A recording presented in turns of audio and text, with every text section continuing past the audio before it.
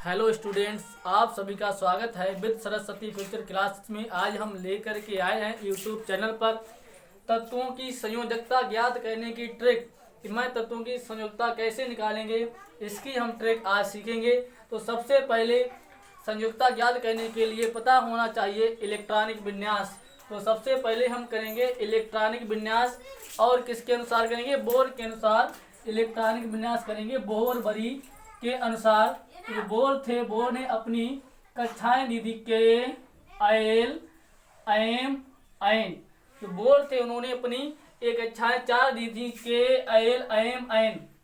तो उन्होंने बताया था जो के कक्षा होती है उसमें के कक्षा के बाह्यतम कोश में आप मैक्सिमम इलेक्ट्रॉन 2 भर सकते हैं। एल के 8, एम के 18, एन में 32।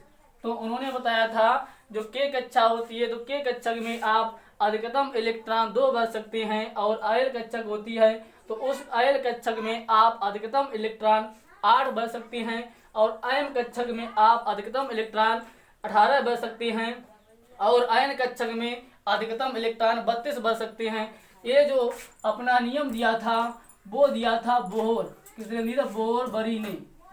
बोर बरी ने ये नियम दिया था। बोर बरी के नियमानुसार, बोर बरी के नियमानुसार हम सीखेंगे। तो हम ज्ञात करेंगे तत्वों का इलेक्ट्रॉनिक विन्यास 1 से लेकर के 20 तक। तो 1 से लेकर के 20 तक बोर बरी के अनुसार 2, 8, 8, 2, 2, 8, 2, ए के कक्षक में, ए आयल कक्षक, एम कक्षक, ए आयन कक्षक। तो हम 1 से लेकर के 20 तक तत्वों का इलेक्ट्रॉनिक विन्यास इस नियम के अनुसार करेंगे। ये भी है बोर का ही नियम है, बोर बरी के नियम से, बोर बरी के नियम से। तो के कक्षक है, के कक्षक में हम क्या करेंगे, 2 इलेक्ट्रॉन बनेंगे। आयल कक्षक में 8, फिर एम कक्षक में 8, फिर आयन कक्षक में। तो हम शुरू करते हैं हाइड्रोजन का इलेक्ट्रॉनिक विन्यास करना। तो एक हाइड्रोजन का 1 इलेक्ट्रॉनिक विन्यास होगा, और हीलियम का 2, लिथियम का 2, 1, 2, 1। अब इधर देखिए के कक्षक है, के कक्षक में आप अधिकतम इलेक्ट्रॉन कितने भर सकते हैं? अधिकतम इलेक्ट्रॉन 2 भर सकते हैं। तो इधर मैंने अधिकतम इलेक्ट्रॉन 2 भरे हैं। फिर इसके बाद दूसरी कक्षा आयल कक्षा में इलेक्ट्रॉन भरना प्रवेश करेंगे। तो अब हम आते हैं आयल कक्षक में। तो आयल कक्षक में 1 आया है। इसी प्रकार से बेरिलियम का करेंगे तो 2, 2। इसी प्रकार से बोरान का करेंगे 2, 3। कार्बन का करेंगे 2, 4, 2, 5। ऑक्सीजन का करेंगे 2, 6। फ्लोरीन का करेंगे 2, 7। न्यान का करेंगे 2, 8, 2, 8, 2, 8। अब सोडियम का करेंगे तो 2, 8, 1। क्योंकि जो आयल कक्षक यहाँ पर है वो पूरी भर गई है। अब इलेक्ट्रॉनों का भरना शुरू हो जाएगा आयन कक्षक में। अब आयन कक्षक में यहाँ पर सोडियम के पास 11 इलेक्ट्रॉन है। तो क्या करेंगे, 2, 8, 10, एक कितनी हो गए, 11। अब मैग्नीशियम का इलेक्ट्रॉनिक विन्यास करेंगे तो 2, 8, 2। अब इसी प्रकार से एल्यूमिनियम का करेंगे तो एल्यूमिनियम का करेंगे 2, 8, 3। इसी प्रकार से सिलिकॉन का करेंगे 2, 8, 4। इसी प्रकार से फास्फोरस का हम करते हैं तो फास्फोरस का हो जाएगा 2, 8, 5। इसी प्रकार से हम सल्फर का करेंगे, सल्फर का होगा 2, 8, 6। इसी प्रकार से क्लोरीन का करते हैं, क्लोरीन का हम करेंगे 2, 8, 7। इसी प्रकार से हम आर्गन का करेंगे तो आर्गन का होगा 2, 8, 8। इसी प्रकार से अब हम आते हैं पोटेशियम पर। तो पोटेशियम का देखो 2, 8, 8। लेकिन अभी इसके पास 2, 8, 10 और 8, 18 इलेक्ट्रॉन हुए। इसके पास होने कितने चाहिए, 32, 19 इलेक्ट्रॉन। तो 19 इलेक्ट्रॉन करने के लिए अब इधर देखिए यहाँ पर जो आयन कक्षक थी वो पूरी हो गई है। अब इलेक्ट्रॉनों का भरना शुरू हो जाएगा आयन कक्षक में। तो आयन कक्षक में हम प्रवेश करेंगे 1। इसी प्रकार से हम इधर कैल्शियम का देखेंगे 2,8,8,2।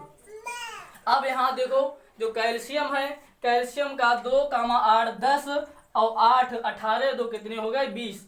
तो इससे हम क्या करेंगे, इस नियम के अनुसार हम 1 से लेकर के 20 तक तत्वों का इलेक्ट्रॉनिक विन्यास कर सकते हैं 2,8,8,2।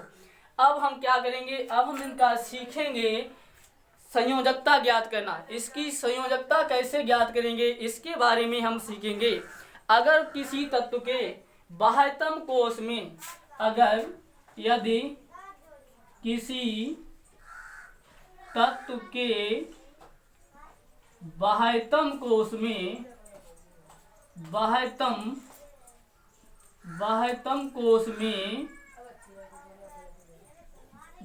कोश में 2, 1, 2, 3, 4 इलेक्ट्रॉन आ रहे हैं। यदि किसी तत्व के बाह्यतम कोश में 1, 2, 3, 4 इलेक्ट्रॉन आ रहे हैं तो वो उस तत्व की संयोजकता कहलाएगी। तो ये उस तत्व की संयोजकता कहलाती है। लेकिन इसके आगे अब बात करेंगे अपवाद है। अपवाद क्या है, अगर हम इसके आगे अगर हम इसी प्रकार से नाइट्रोजन का इलेक्ट्रॉनिक विन्यास, नाइट्रोजन की संयोजकता निकालेंगे तो नाइट्रोजन का जो इलेक्ट्रॉनिक विन्यास हमने किया है, इसके बाह्यतम कोश में मैक्सिमम इलेक्ट्रॉन 5 आए हैं। तो क्या करेंगे, लेकिन यहाँ पर हमने लिखा है यदि किसी तत्व के बाह्यतम कोश में 1, 2, 3, 4 इलेक्ट्रॉन आए तो वह उस तत्व की संयोजकता कहलाती है। लेकिन यहाँ पर तो ये नियम फॉलो ही नहीं हो रहा है। तो अब इसके लिए हम क्या करेंगे, यदि किसी तत्व के बाह्यतम कोश में, यदि किसी तत्व के बाह्यतम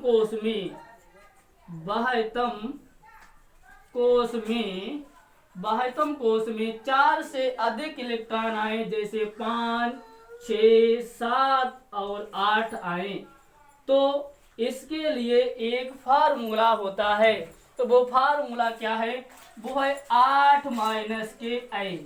क्या है, 8 - K n। तो जहां n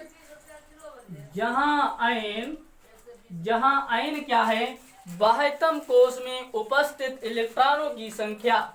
जहां n क्या है, बाह्यतम कोश में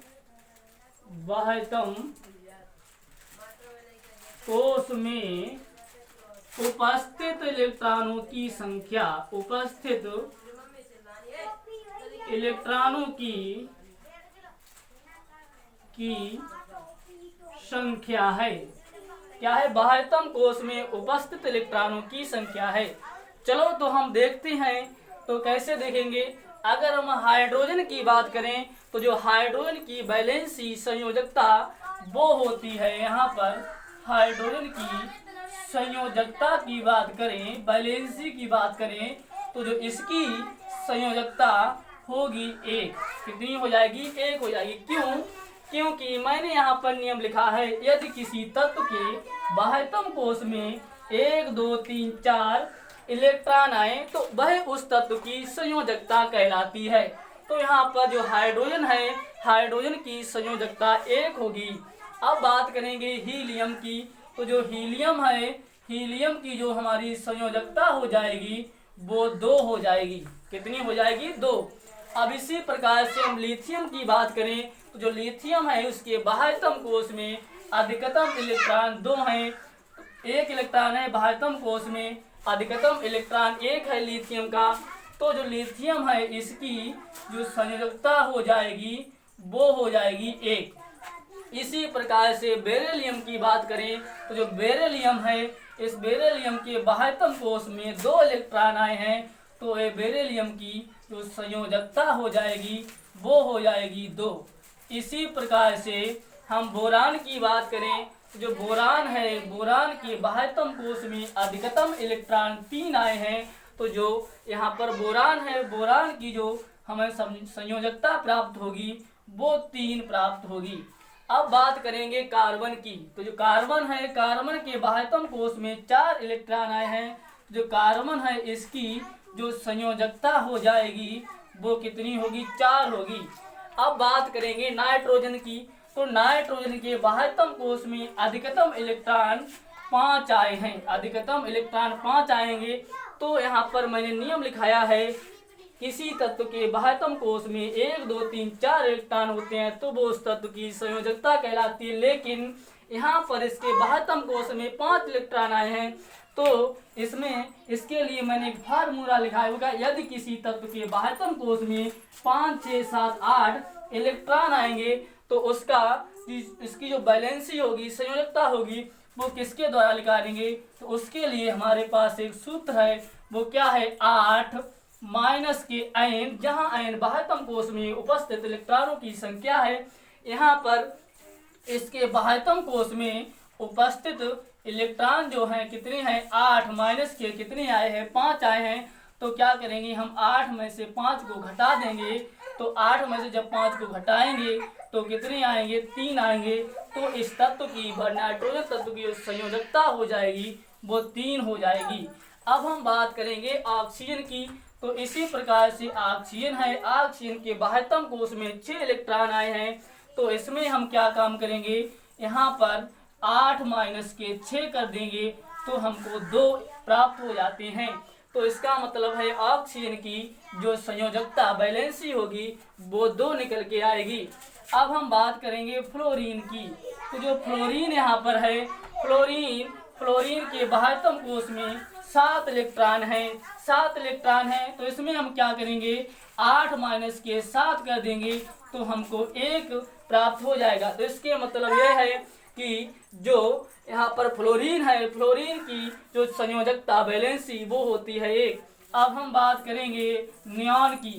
तो जो नियॉन है, नियॉन के बाह्यतम कोष में इलेक्ट्रॉन आए हैं 8। तो हम क्या करेंगे, 8 माइनस के 8 कर देंगे तो हमको प्राप्त हो जाता है 0 प्राप्त हो जाता है। तो यहाँ पर जो नियॉन है, नियॉन के बाह्यतम कोष में नियॉन की जो संयोजकता होती है वो 0 होती है। तो मतलब क्या है, ये अक्रिय गैसें होती हैं, अक्रिय गैसें होती हैं, अक्रिय गैस, जो अक्रिय गैसें होती हैं उनकी जो संयोजकता बैलेंसी होती है वो 0 होती है। ये हमारी आवर्त सारणी में वर्ग 18 में सभी तत्व रखे गए हैं तो उनकी जो संयोजकता होती है वो 0 आएगी। अब हम बात करेंगे सोडियम की। तो जो सोडियम है, सोडियम का जब इलेक्ट्रॉनिक विन्यास जब मैंने किया, इलेक्ट्रॉनिक विन्यास करने के बाद यहाँ पर सोडियम के बाह्यतम कोष में 1 इलेक्ट्रॉन आया है। तो यहाँ पर जो सोडियम है उसकी जो संयोजकता हो जाएगी वो हो जाएगी 1। सोडियम की जो संयोजकता है, संयोजकता वो 1 हो जाएगी। इसी प्रकार से हम मैग्नीशियम की बात करें तो मैग्नीशियम के बाह्यतम कोष में 2 इलेक्ट्रॉन हैं। तो जो मैग्नीशियम की जो संयोजकता हो जाएगी वो 2 हो जाएगी। इसी प्रकार से हम एल्यूमिनियम की बात करें तो एल्यूमिनियम के बाह्यतम कोष में 3 इलेक्ट्रॉन हैं। तो जो एल्यूमिनियम है, एल्यूमिनियम की संयोजकता हो जाएगी वो हो जाएगी 3। अब हम बात करें सिलिकॉन की। तो जो सिलिकॉन है, सिलिकॉन के बाह्यतम कोष में 4 इलेक्ट्रॉन आए हैं। तो जो यहाँ पर सिलिकॉन है तो सिलिकॉन की जो संयोजकता हमको प्राप्त होती है वो कितनी प्राप्त होती है, 4। अब हम बात करेंगे फास्फोरस की। तो यहाँ पर जो फास्फोरस आया है, फास्फोरस के बाह्यतम कोष में 5 इलेक्ट्रॉन है। तो इसके लिए हम ये वाला नियम फॉलो करेंगे। तो ये नियम हमारा क्या हो जाएगा, 8 माइनस के आयन, मतलब इसके बाह्यतम कोष में फास्फोरस के 5 इलेक्ट्रॉन हैं। जब हम 8 में से 5 को घटा देंगे तो हमारी जो संयोजकता बैलेंसी निकल के फास्फोरस की आ जाएगी 3। इसी प्रकार से अब हम सल्फर की बात करें तो जो सल्फर है, सल्फर के बाह्यतम कोष में 6 इलेक्ट्रॉन आए हैं। तो हम क्या करेंगे, 8 माइनस के 6 कर देंगे तो हमको सल्फर की जो संयोजकता है वो 2 हमको प्राप्त हो जाएगी। इसी प्रकार से हम क्लोरीन की बात करें तो जो क्लोरीन यहाँ पर है, क्लोरीन के बाह्यतम कोष में 7 इलेक्ट्रॉन है। तो इसके क्या करेंगे, 8 में से हम 7 को घटा देंगे तो हमको जो क्लोरीन है, क्लोरीन की जो हमको संयोजकता है वो 1 प्राप्त हो जाती है। अब हम बात करेंगे आर्गन की। तो यहाँ पर जो आर्गन आया है, आर्गन के बाह्यतम कोश में 8 इलेक्ट्रॉन है, अर्थात आर्गन की जो कक्षा है वो पूर्ण है। तो जब इसकी कक्षा पूर्ण है तो हम क्या करेंगे, 8 माइनस के 8 को घटा देंगे तो हमको 0 प्राप्त होगा, 0 प्राप्त होगा। तो इसके मतलब क्या है, यहाँ पर जो आर्गन है वो कैसी है, अक्रिय तत्व है। आर्गन जो है अक्रिय तत्व है, अक्रिय गैस है जो गुब्बारों में या वायुयानों में भरी जाती है, बल्बों में, ये क्या है, आर्गन है। अब हम इसी प्रकार से हम बात करेंगे पोटेशियम की। तो यहाँ पर जो पोटेशियम है, पोटेशियम के बाह्यतम कोश में 1 इलेक्ट्रॉन आया है। तो यहाँ पर जो पोटेशियम है, पोटेशियम की जो संयोजकता होगी वो 1 हो जाएगी। इसी प्रकार से हम कैल्शियम की बात करें तो जो कैल्शियम है, कैल्शियम के बाह्यतम कोश में 2 इलेक्ट्रॉन आए हैं। तो जो कैल्शियम है वो कैल्शियम की जो हमको संयोजकता प्राप्त होगी वो प्राप्त हो जाएगी 2। अब हम क्या काम करेंगे, इसकी संयोजकता को अब हमने ज्ञात कर लिया है, और संयोजकता को ज्ञात कर लिया है